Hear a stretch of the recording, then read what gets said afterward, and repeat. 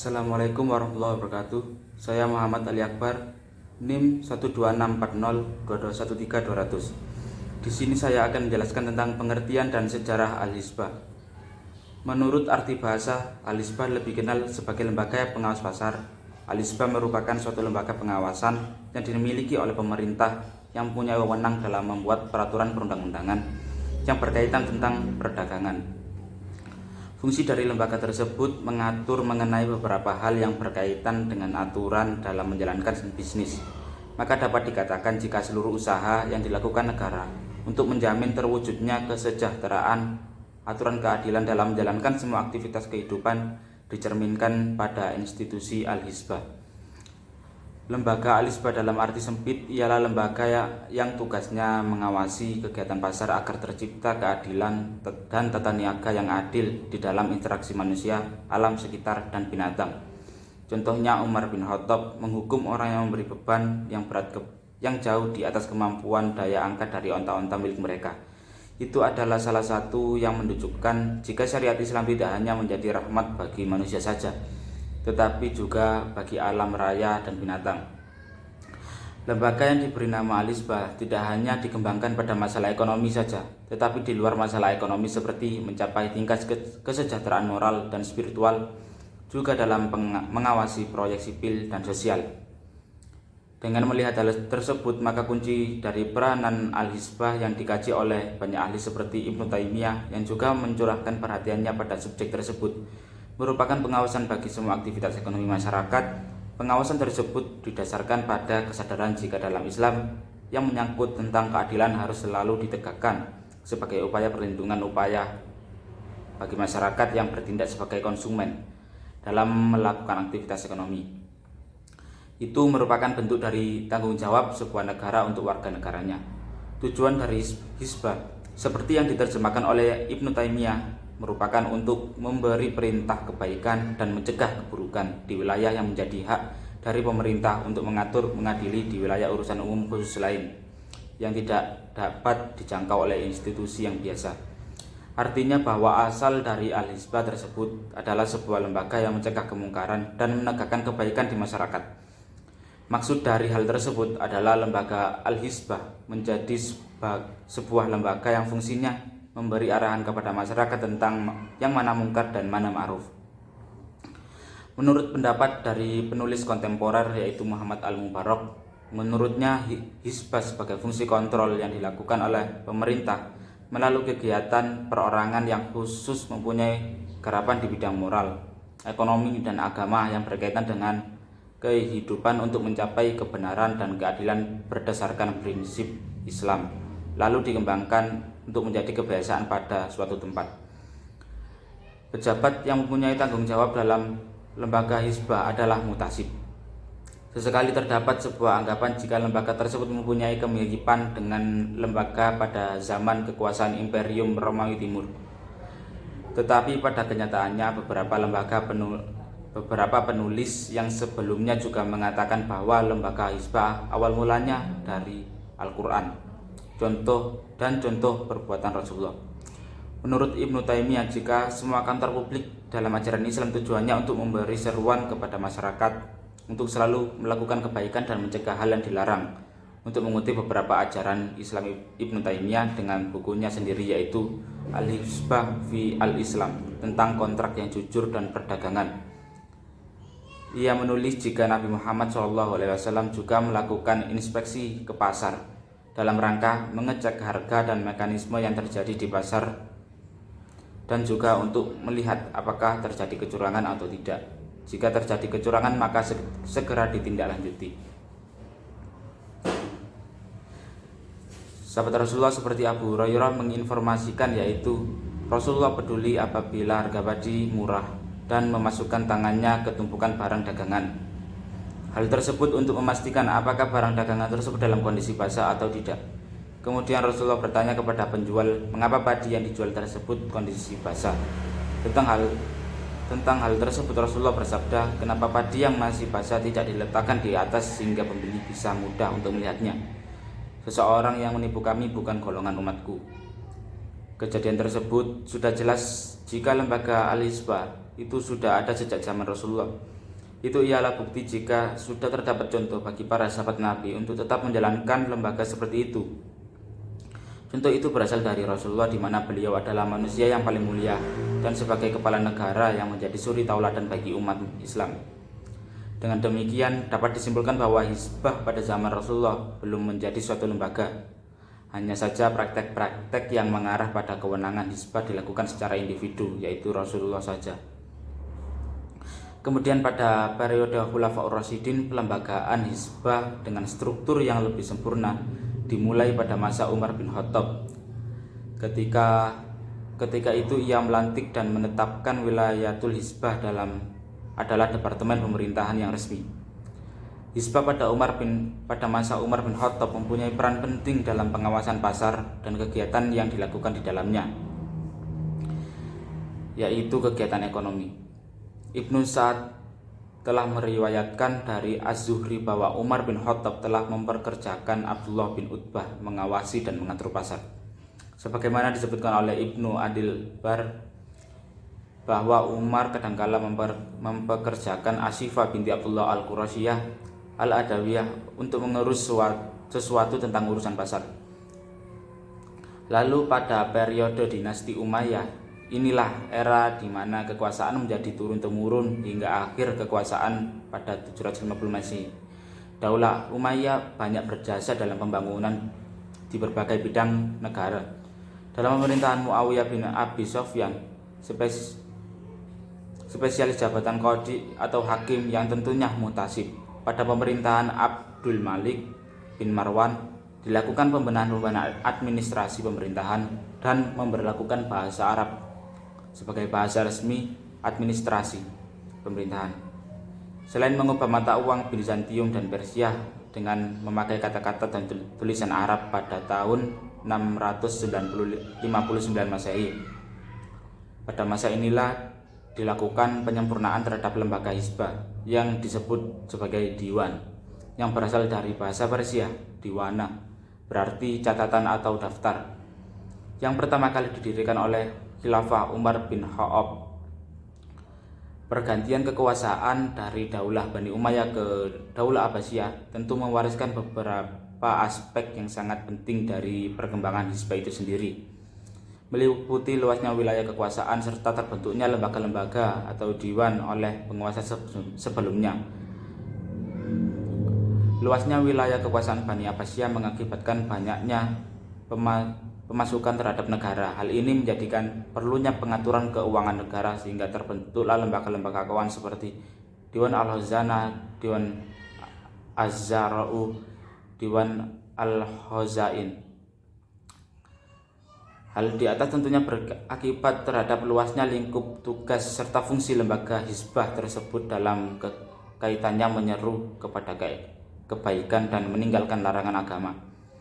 Di masa pemerintahan Al-Mahdi 158 sampai 169 Hijriah, wilayah Al-Hizbah menjadi institusi yang independen sebagai suatu lembaga yang menangani persoalan amar ma'ruf nahi mungkar di Khalifah Daulat Abbasiyah. Sedangkan pelembagaan Hizbah secara lebih modern dan terstruktur dilakukan pada masa Khalifah Al-Mansur dengan menunjuk Yahya bin Abdullah sebagai muktasib pada tahun 507 Hijriah. Di sisi lain, perkembangan Hizbah di masa Daulah Abbasiyah nampak menonjol dalam bidang ilmiah dibanding praktiknya. Hal ini terbukti dengan intensnya diskusi mengenai Hizbah oleh para ulama-ulama pada zaman ini, seperti Abu Yusuf, Ibnu Taimiyah, Imam Al-Mawardi, Imam Al-Ghazali, Ibnu Khaldun, dan lain sebagainya. Karya-karya inilah yang dapat dijadikan pijakan oleh para ilmuwan muslim untuk mengkaji tentang praktik Hizbah di masa itu. Lembaga Al-Hizbah tetap ada selama bagian yang terbesar dari dunia Islam sampai pada sekitar awal abad ke-18 pada saat periode dinasti Mamluk. Institusi tersebut juga memegang peran penting. Buktinya dari beberapa hasil yang sudah dicapai selama masa itu. Di negara Mesir, sistem tersebut juga tetap bertahan sampai pada masa pemerintahannya Muhammad Ali yaitu tahun 1805 sampai pada tahun 1849. Di negara Maroko, lembaga yang serupa masih ditemukan hingga awal abad yang ke-20. Sedangkan di wilayah Romawi Timur yang sudah melaksanakan kontak dengan dunia Islam melalui perang salib, lembaga yang sama tersebut juga masih diadopsi, yang dalam negara tersebut dikenal dengan sebutan matasib atau hisab, yang asalnya dari istilah muhtasib. Fenomena tentang lembaga Al-Hisbah sebenarnya merupakan kebutuhan bagi masyarakat sehingga sudah menjadi kewajiban bagi negara untuk memenuhinya. Pada perkembangan saat ini lebih mempunyai spesifikasi dalam bidang keuangan, yaitu terdapat pada Otoritas Jasa Keuangan atau disebut OJK, Yayasan Lembaga Konsumen Indonesia atau YLKI, dan juga lembaga-lembaga pengawas lainnya. Sekian dari saya, kurang lebihnya mohon maaf. Wassalamualaikum warahmatullahi wabarakatuh. Assalamualaikum warahmatullahi wabarakatuh. Perkenalkan, nama saya Karen Katalina. Di sini saya akan menjelaskan materi kedua di kelompok kami, yaitu tentang tugas dan wewenang Al-Hisbah. Wewenang dan tugas Al-Hisbah. Lembaga Al-Hisbah memiliki tugas yaitu memberikan pertolongan kepada orang-orang yang tidak mampu berdasarkan haknya dan juga menyelesaikan sesuatu perselisihan antara manusia dan mengajak untuk melakukan hal-hal atau perbuatan yang baik. Ada dua macam tugas Al-Hisbah, yaitu yang pertama yang menjadi tugas utamanya yaitu mengawasi secara umum tentang pelaksanaan kebijakan. Al-Hisbah termasuk ke dalam lembaga hukum dan juga lembaga keagamaan. Kedua, tugas yang secara khusus berhubungan dengan kegiatan pasar sebagai lembaga pengawasan secara umum. Pengawasan yang dilaksanakan misalnya perdagangan dan perindustrian tentang administratif, standar produk, dan juga pemeliharaan kualitas, pengecekan takaran kualitas, ukuran timbangan, dan juga menjaga jual beli agar tetap dalam konteks kejujuran. Al-Hisbah dalam perjalanan sejarahnya mengalami modifikasi dan perubahan sesuai dengan perkembangan masyarakat. Jika dulu fungsi Al-Hisbah yakni amar ma'ruf nahi munkar dan muhtasib berwenang memerintah orang-orang untuk melakukan sholat Jumat. Bagi orang tua, dilarang untuk memukul anaknya dengan keras. Dilarang juga untuk orang-orang meminum minuman keras dan juga dilarang untuk berzina. Menjaga kebersihan pasar dan jalan. Itu artinya tugas dari Al-Hisbah juga menyangkut tentang masalah keagamaan dan juga moral tentunya. Tetapi pada abad ke-8 Masehi, institusi tersebut hanya mempunyai wewenang tentang mengawasi permasalahan sosial dan juga ekonomi saja. Seseorang yang diangkat menjadi muhtasib seharusnya memiliki integritas moral yang tinggi dan juga berkompeten tentang masalah-masalah hukum, urusan industri, dan juga pasar. Dengan adanya Al-Hisbah, sebuah negara menggunakan lembaga tersebut untuk mengontrol sebuah kondisi sosial dan juga ekonomi yang komprehensif yang berkaitan dengan kegiatan praktik ekonomi dan juga perdagangan. Yang paling penting yaitu mengawasi standarisasi produk, industri, dan juga mengecek penimbunan barang, jasa profesional, makelar, dan juga praktik riba. Berdasarkan kesepakatan ahli fikih, wewenang dari Al-Hisbah adalah semua pelanggaran yang berdasarkan prinsip amar ma'ruf nahi munkar yang ada dari luar wewenang qadhi atau peradilan yang berkaitan tentang pelaksanaan esensi ibadah, yaitu tidak melakukan puasa, sholat, haji, zakat, yang termasuk permasalahan muamalah, yaitu pengurangan timbangan, penipuan kualitas barang, dan bersikap sewenang-wenang tanpa memperdulikan hal dan juga hak orang lain. Saya, Kamila Turifati, akan melanjutkan materi selanjutnya, yaitu konsepsi Islam tentang takaran dan timbangan. Yang pertama, pengertian takaran dalam Islam. Takaran berasal dari kata takar yang sering dipadankan dengan kata yang ada dalam Al-Quran, yakni iktala, kala, kail, kil, mikya, yang lebih dekat artinya dengan neraca. Takaran diartikan sebagai proses mengukur untuk mengetahui kadar, berat, atau harga barang tertentu. Yang kedua, pengertian timbangan dalam Islam. Timbangan diambil dari kata imbang dan menimbang atau zawanu sayi'ah yang artinya dibanding. Timbangan menurut Islam yang dalam bahasa Arab disebut al-qistos atau al-qusos, yakni neraca atau adil. Prinsip dalam takaran atau timbangan dalam Islam harus memenuhi syarat sebagai berikut. Antara lain, yang pertama, memenuhi ukuran, takaran, atau timbangan dalam menimbang barang secara jujur dan tepat sesuai dengan perintah yang ada dalam Al-Quran. Yang kedua, dilarang mempermainkan dan melakukan kecurangan dalam takaran. Dan yang ketiga, anjuran untuk melebihkan jumlah timbangan. Timbangan dan takaran merupakan dua hal yang harus diperhatikan oleh penjual demi kepuasan pembeli. Pembeli akan puas jika dalam transaksi yang dilakukannya transparan, tidak ada yang ditutup-tutupi. Salah satu bentuk transparansi adalah penjual tidak mengurangi timbangan atau takaran. Oleh karena itu, Nabi bersabda, "Sesungguhnya kamu telah menyerahkan dua hal yang merugikan umat terdahulu."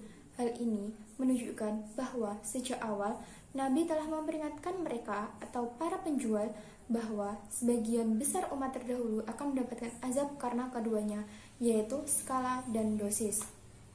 Dasar hukum, takaran, dan timbangan. Dasar hukum, takaran, dan timbangan terdapat dalam Quran Surat Ar-Rahman ayat 9 yang artinya, "Dan tegakkanlah timbangan itu dengan adil dan janganlah kamu mengurangi neraca itu." Dalam setiap perdagangan, Islam sangat menekankan pada pentingnya penegakan dan ukuran timbangan secara adil dan benar agar tidak ada pihak yang dirugikan. Di antara prinsip perdagangan dalam Islam adalah jujur dan adil. Karena pentingnya memperhatikan timbangan dan takaran, Allah menyebutkannya kurang lebih 4 kali di dalam Al-Quran, antara lain yaitu yang pertama, terdapat dalam Quran Surat Al-Isra ayat 35, yang kedua, terdapat dalam Quran Surat Al-An'am ayat 152, yang ketiga, terdapat dalam Quran Surat Ar-Rahman ayat 9, dan yang keempat, terdapat dalam Quran Surat Al-Mutaffifin ayat 1-4. Penjelasan berulang-ulang dalam Al-Quran tentang suatu masalah menunjukkan tingkat keseriusan masalah tersebut. Dalam hal timbangan dan takaran, Allah menyebutkannya berkali-kali dalam firman-Nya. Hal ini menunjukkan bahwa Allah sangat serius dalam mengatur hubungan antar sesama, karena jika tidak, tentunya dalam transaksi tersebut ada salah satu pihak yang dirugikan, dan hal ini tidak diharapkan oleh syariat Islam.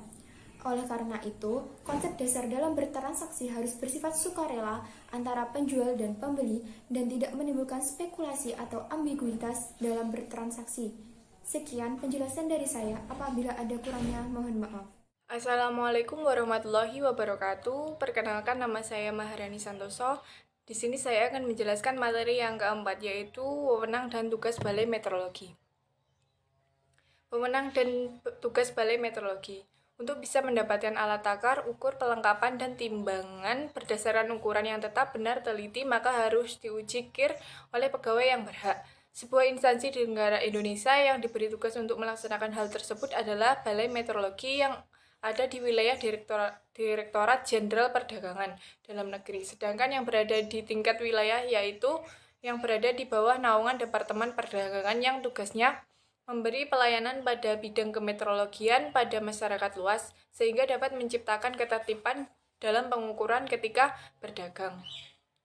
Tugas dari Balai Meteorologi secara umum yaitu memberi perlindungan kepada konsumen, caranya dengan pengukuran yang terjamin kebenarannya dan tertib ketika memakai satuan ukuran, standar satuan, metode pengukuran, timbangan, takaran, dan perlengkapan UTTP. Fungsi dan tugasnya dapat dijelaskan sebagai berikut. Yang pertama, pengelolaan standar ukuran meteorologi legal. Tugasnya yaitu mengelola standar ukuran supaya menciptakan ketertiban pengukuran di masyarakat. Pengelolaannya digunakan guna kepentingan umum. Hal tersebut dilaksanakan supaya mencegah perbuatan yang menipu dan kecurangan yang dilakukan oleh masyarakat. sebagai upaya yang dilaksanakan oleh pihak Balai Meteorologi ialah A. Pemeriksaan terhadap alat UTTP, B. Pengujian terhadap UTTP. Yang kedua, melakukan tera dan tera ulang UTTP. Melaksanakan tera dan tera ulang pada alat UTTP, memasang atau memberi tanda yang sah pada alat UTTP ialah meteorologi legal. Wewenang dari Badan Meteorologi adalah melakukan penyitaan, penyegalan dari alat UTTP yang tanda teranya rusak. Kewajibannya melaksanakan tera dan tera ulang atas alat UTTP dilakukan untuk alat yang menyangkut kepentingan umum dan untuk pengawasan. Sedangkan alat-alat untuk keperluan rumah tangga tidak wajib dilakukan tera dan melakukan tera ulang. Yang ketiga, penyuluhan dan pengawasan kemeteorologian. Tugas dari meteorologi legal ialah melakukan pengawasan, pembinaan, dan pengamanan yang ada hubungannya dengan penakaran, pengukuran, dan penimbangan. Hal tersebut dilakukan dengan tujuan menjelaskan para pedagang tentang cara memelihara dan menggunakan UTTP dan hal yang seharusnya dipatuhi ketika menggunakan timbangan dan takaran, sehingga dapat menumbuhkan sebuah kesadaran bagi pedagang untuk selalu berbuat jujur ketika menimbang dan menakar. Yang keempat, pengawasan BDKT, barang dalam keadaan terbungkus. Apabila dilihat dari tugas Balai Meteorologi Legal, yaitu sebagai sebuah lembaga yang diberi tugas, yaitu yang pertama mengolah standar ukuran dalam bentuk pemeriksaan UTTP, pengujian, melakukan tera dan tera ulang, penyuluhan dan pengawasan, penyuluhan kemeteorologian, pengawasan BDKT memiliki wewenang dan tugas hampir sama dengan Al-Hizbah dalam Islam. Sekian, terima kasih. Wassalamualaikum warahmatullahi wabarakatuh. Assalamualaikum warahmatullahi wabarakatuh. Perkenalkan, nama saya Miratun Nisaul Ulia. Di sini saya sebagai pemateri terakhir akan menjelaskan tentang tugas dan wewenang negara. Pemerintah merupakan pemegang amanah dari Allah dalam menjalankan tugas yang kolektif agar terwujud kesejahteraan, keadilan, serta tata kelola kehidupan yang baik untuk seluruh masyarakat.